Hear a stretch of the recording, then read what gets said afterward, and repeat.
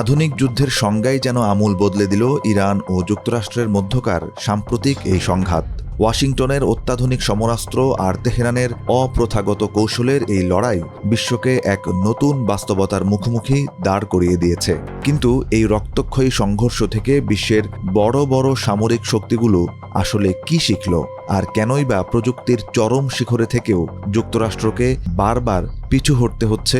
এই প্রশ্নগুলোর উত্তর খুঁজলে বেরিয়ে আসে ভবিষ্যতের যুদ্ধের এক ভিন্ন রূপরেখা।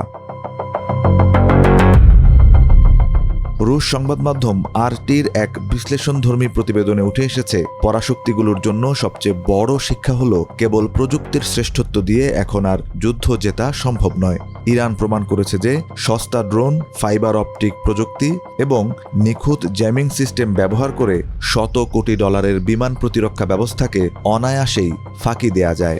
বিশেষ করে ফাইবার ড্রোনগুলো যখন ইসরায়েলি রাডারকে বোকা বানিয়ে ট্যাঙ্কের উপর আছড়ে পড়েছে, তখন স্পষ্ট হয়েছে যে দামি মিসাইলের চেয়ে সস্তা ও কার্যকর ডিভাইসই এখন বেশি প্রাণঘাতী। পরাশক্তিগুলো এখন বুঝতে পারছে বিশাল নৌবহর বা দামি ফাইটার জেটের চেয়ে অ্যাসিমেট্রিক ওয়ারফেয়ার বা অসম যুদ্ধকৌশল অনেক বেশি কার্যকর হতে পারে।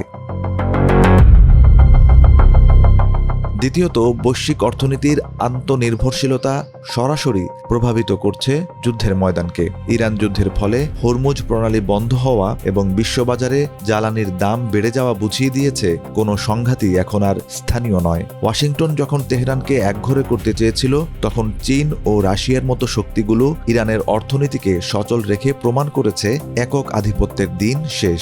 পরাশক্তিগুলোর জন্য এটি একটি বড় শিক্ষা যে সামরিক শক্তির চেয়ে অর্থনৈতিক ও কূটনৈতিক মিত্রতা এখন অনেক বেশি গুরুত্বপূর্ণ।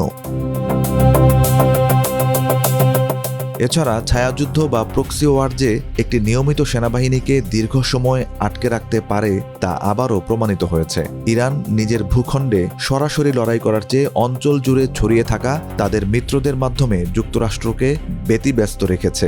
এই কৌশলটি পরাশক্তিগুলোকে নতুন করে ভাবতে বাধ্য করছে, বিশাল সৈন্যদল পাঠিয়ে দখলদারি চালানোর চেয়ে স্থানীয় শক্তিকে মোকাবিলা করা কতটা কঠিন।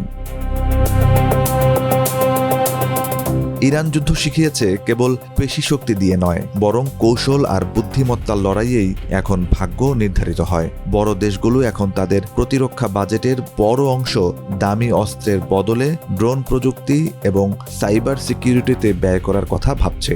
যুদ্ধের ময়দান আজ আর কেবল কামানের গোলায় সীমাবদ্ধ নেই, বরং এটি চলে গেছে তারের জট আর ডিজিটাল সিগন্যালের বাইরে। পরাশক্তিদের জন্য এই শিক্ষাটি সম্ভবত আগামী শতাব্দীর রণকৌশল নির্ধারণে সবচেয়ে বড় ভূমিকা রাখবে।